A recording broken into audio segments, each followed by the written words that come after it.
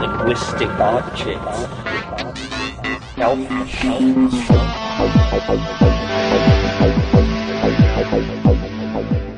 Greetings from Psychedelic Space. This is Lorenzo, and I'm your host here in the Psychedelic Salon 2.0. And today we have a short program featuring Brad Burge, who is the Director of Communications for MAPS, which is the organization that is producing the upcoming Psychedelic Science 2017 conference that's taking place this coming weekend. Now, in case you haven't been keeping up with the press releases about this event, well, it's on track to be the largest psychedelic conference yet held. I understand that there now have been over 2,300 tickets sold. I'm not going to be able to make it myself, but I have quite a few friends who are going to be there, including Wild Bill Radosinski, who you've heard from here a few times in the salon. And I've asked Bill to round up a few of the old hands that he finds there and take them to the symposia stage where they can record one of their own psychedelic stories. And in the months ahead, we're going to be hearing a whole lot more from Lex and the Symposia team, not just from this conference, but at this very moment they are heading across country on their Blue Dot tour, recording more stories like the ones that we heard last week. And I'll be here at the April 27th stop in San Diego, and if you're in the area, well, I hope to see you there. Now let's join Lex and Brad to hear a little bit more about all that's in store for the attendees at this week's Psychedelic Science Conference.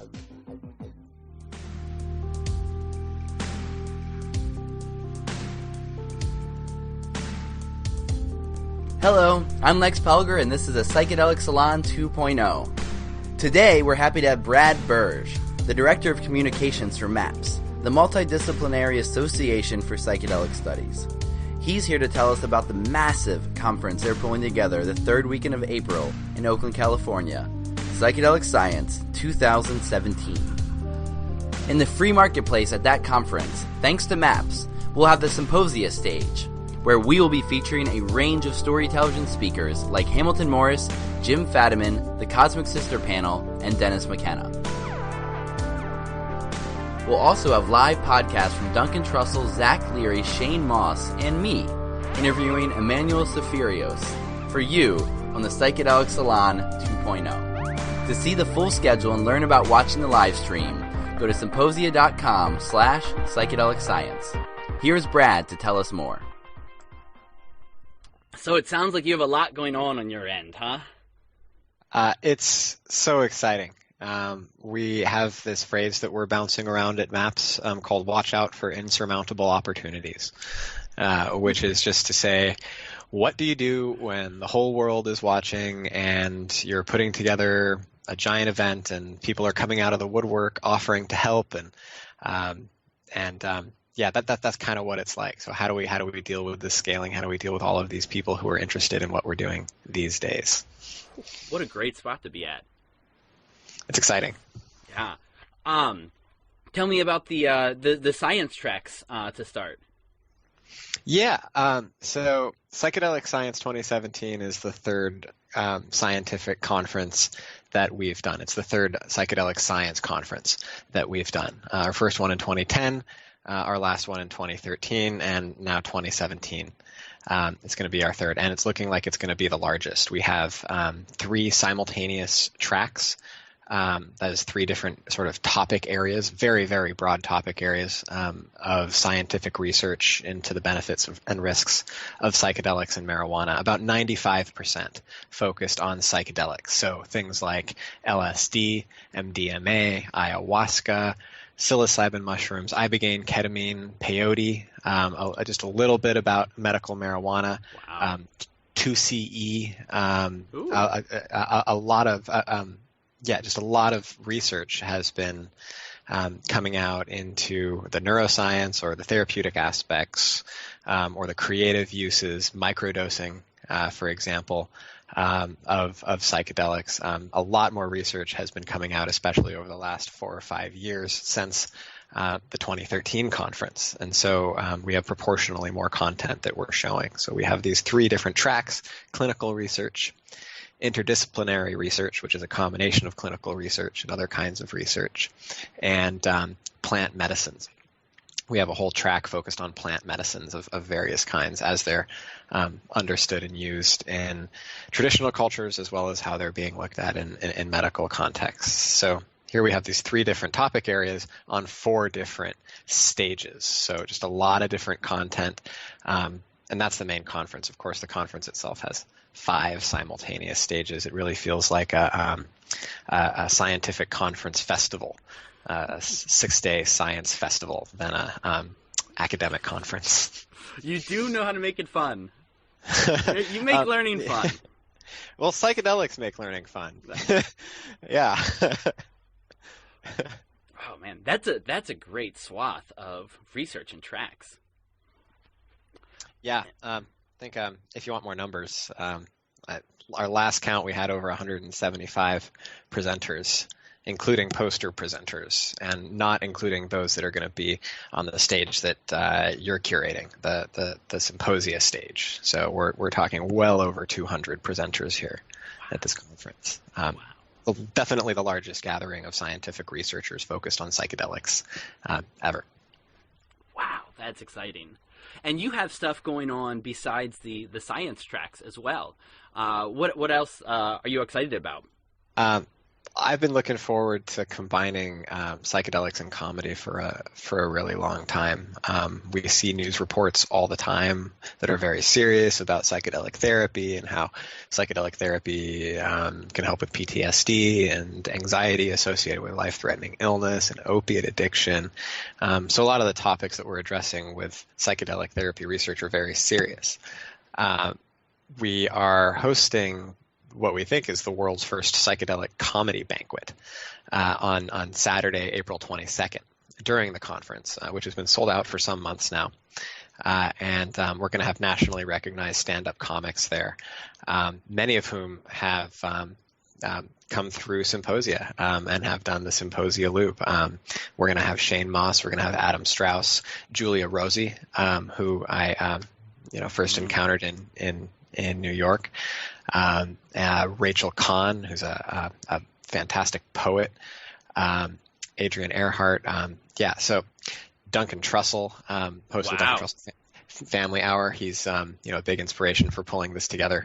It's just going to be loads of fun. So we're going to have a series of stand-ups talking about psychedelics from sort of various angles, and also talking about cannabis, with the goal being to really destigmatize conversations surrounding psychedelics and to help people have open and honest conversations about them, in a not necessarily so serious way.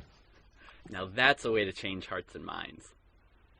Yeah, if the success of podcasts these days is any indicator, especially comic podcasts and just light conversation is any indicator, I think we have a pretty fun idea here.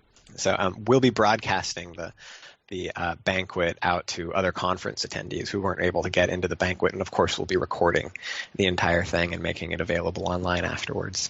Oh, that's great. And you'll have your boat adventure again on Friday night? Yeah, expanded and commercial free. 2 boats, 5 boats? 10 boats. We already used all the boats. There weren't any more boats left on the San Francisco Bay. No, but seriously, the company ran out of boats, and that's why we couldn't expand it.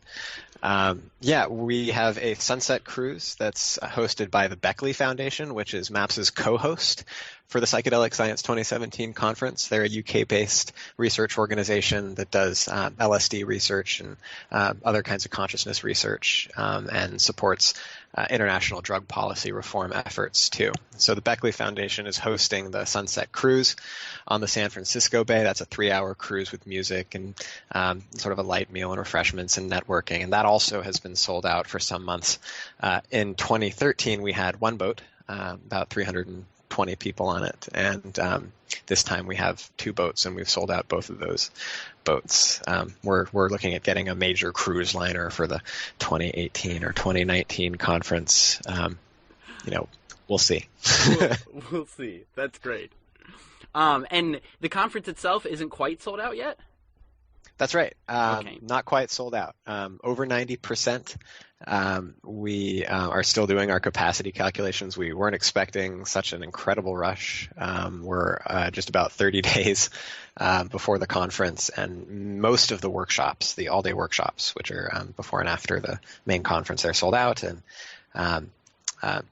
obviously the banquet and the cruise, which I already mentioned, are sold out. Those are gone too. But we still have a handful of tickets left, and they're going faster and faster as we get closer to the date. That's great. But there is free stuff to do if people want to come check out the marketplace, right? Absolutely. We definitely realize that not everybody can afford a few $100s to come out to a conference for 3 whole days. So we also have the marketplace, which is free and open to the public Friday, Saturday, and Sunday, April 21st, 22nd, and 23rd. That is taking place in the Oakland Convention Center, which is adjacent to the Oakland Marriott, where the conference is. The conference talks are taking place. So the marketplace is really fun. Most scientific conferences, they have the scientific conference, then they have some poster presenters, and then they have a bunch of exhibitors, and that's about it. Then you're kind of on your own.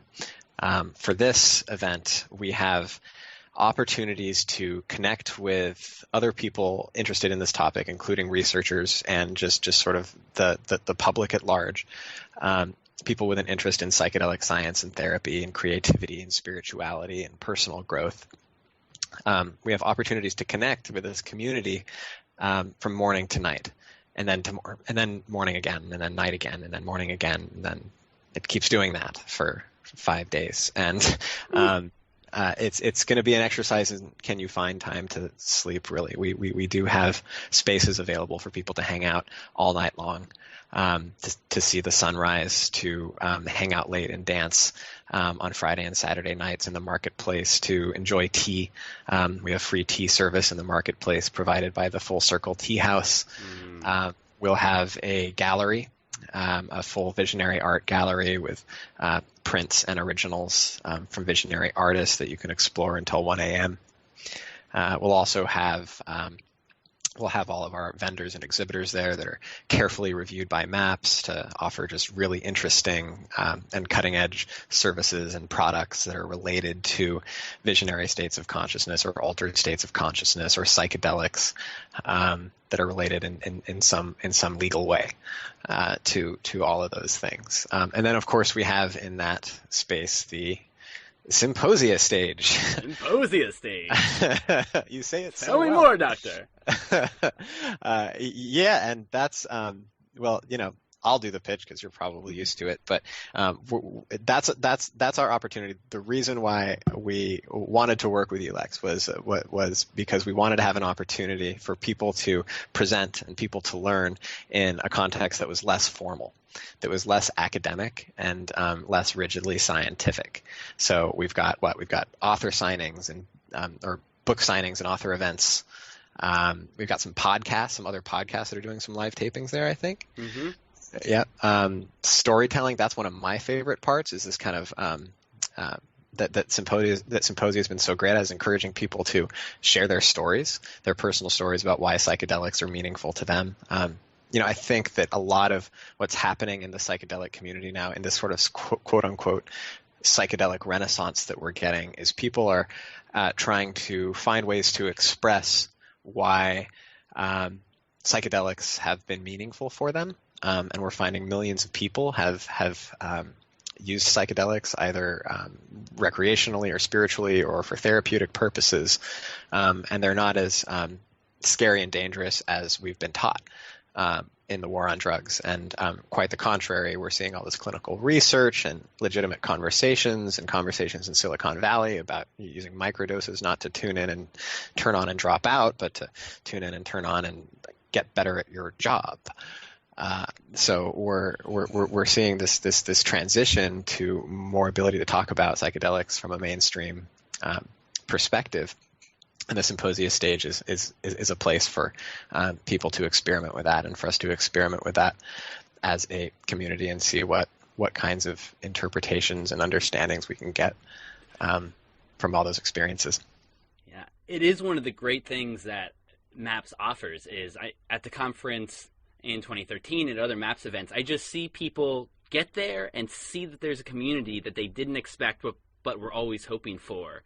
And it's really beautiful to see them just open up, and then they want to tell a story and come out of the psychedelic closet and let people know, because they've been hiding for so long. And it's why it's so much fun to come to these gatherings. And I think the marketplace is going to be especially fascinating this year. Yeah, I think one misconception that I think people might have about psychedelic science and these conferences is that it's kind of an insider thing, and that everybody there has kind of been there before and they're the only new ones. And I can tell you this from the inside of seeing the registrations come in. Half the people that register for this conference have never been to a psychedelic science conference before. Great. So at least half the people who are there are exploring. They're curious. They're like, they've heard about it in the news, or they know somebody who has PTSD and they're looking for other options, or they're just curious about it. Or maybe, they tried LSD once when they were 15 and now they're 65 and they just kind of want to start thinking about this again. We'll also have speakers there from the center of the mainstream.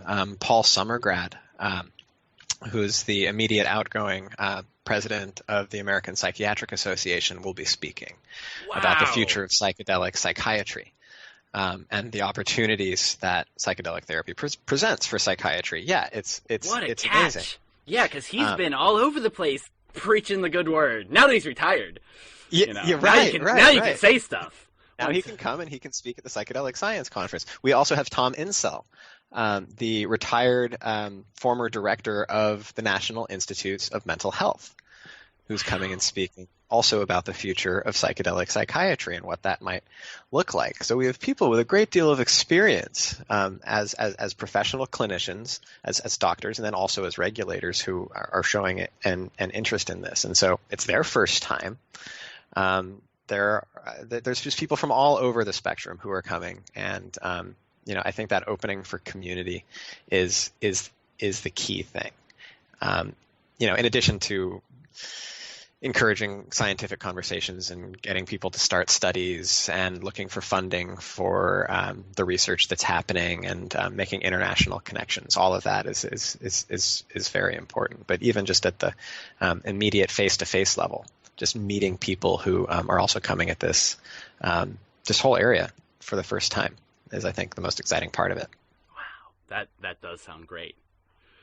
And speaking of getting new projects started and things like that, what have been the new developments on the MAP side with your research projects? Yeah, we are simultaneously, this conference is excitingly timed because it's happening at the same time as our movement into phase 3 clinical trials. Jeez. Yeah. MAPS has grown very quickly over the last 6 or 7 years, especially from 6 employees to over 25 employees, and expanding to keep up with the pace of the progress of the research. So we've just completed 6 phase 2 clinical trials of MDMA-assisted psychotherapy to treat post-traumatic stress disorder, treated over 100 subjects in those trials, and found that 2/3 of them didn't qualify for PTSD anymore after just 2 MDMA-assisted psychotherapy treatments. Wow. And that those results lasted a year, at least a year, on average, following that second treatment.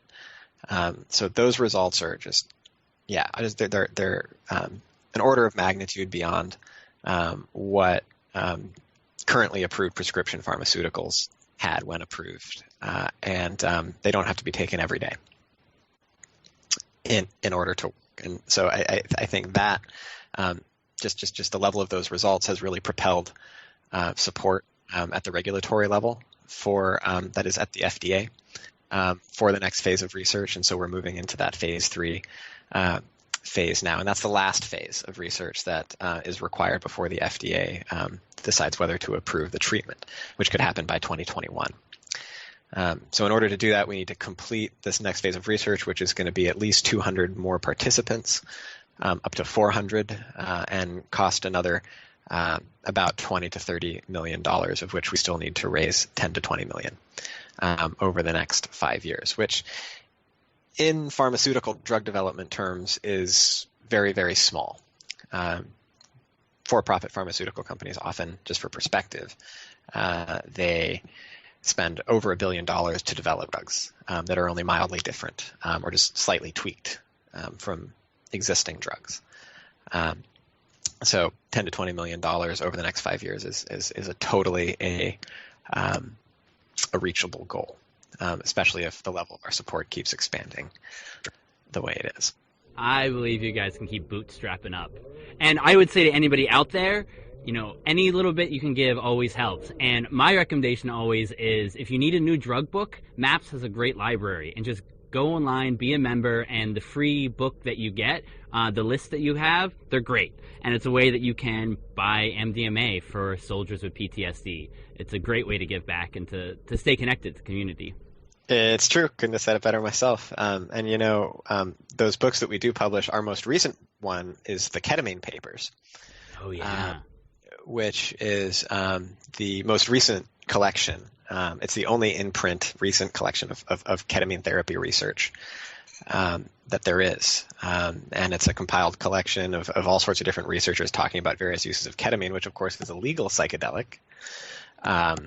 It's a dissociative anesthetic, and it's used, for those who don't know, in surgery by anesthesiologists, and it's also used legally in therapy, either intravenously or orally. There's a whole field of debate over routes of administration of ketamine, and whether it should be used as a psychedelic or it should be used differently, or both. And we'll be having those conversations at the conference. We'll have a panel. We'll have an all-day workshop focused on ketamine, and then we also have this new book.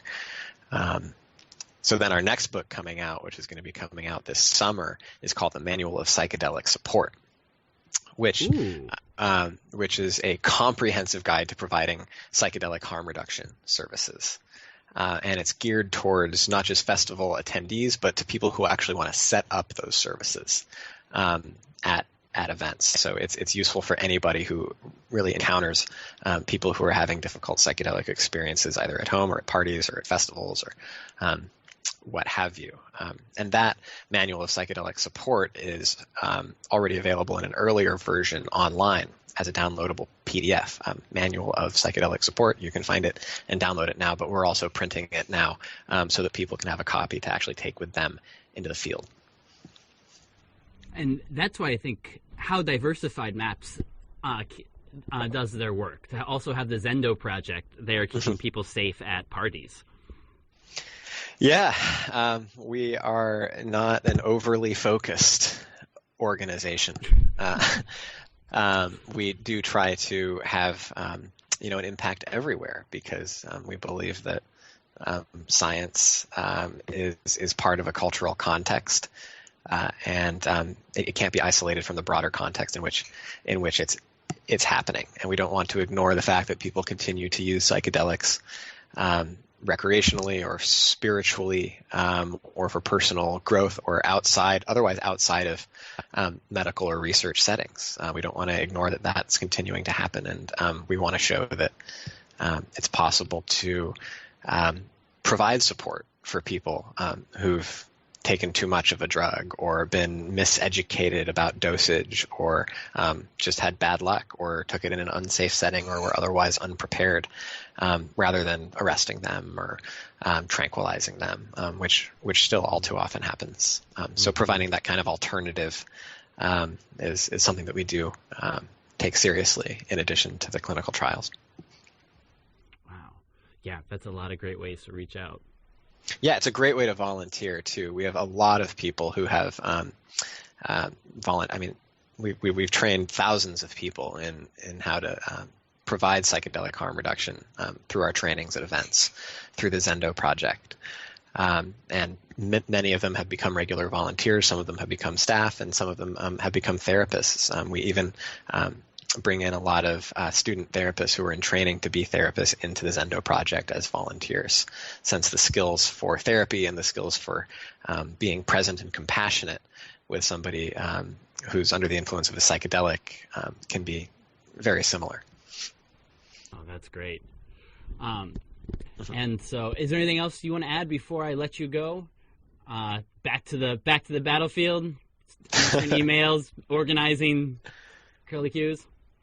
Gosh, this, it's just an exciting time to be a part of this research, Lex. And I think we want to be careful not to get overconfident, just to not leave it on like a just like totally ecstatic note necessarily, but rather on a realistic one. We want to not overestimate the extent of people's fear when it comes to new experiences and to new approaches to medicine and to new scientific objects, and to just be really compassionate with people who might be coming from a different place, those people who live as you might say, outside the bubble that we live in. So what are their fears, and how might we be able to be compassionate with people in a way that enables them to be open to what we might have to share?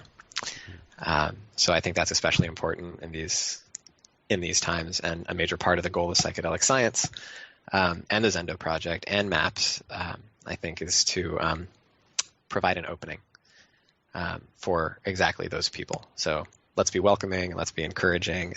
And Symposia has done an amazing job at that. So thank you for talking with me today. Yeah, well, thank you so much for coming on and letting us know, and I look forward to seeing you in Oakland. So until then, try to get a little bit of sleep, and thank you so much for pulling this all together. Sleep? What's that?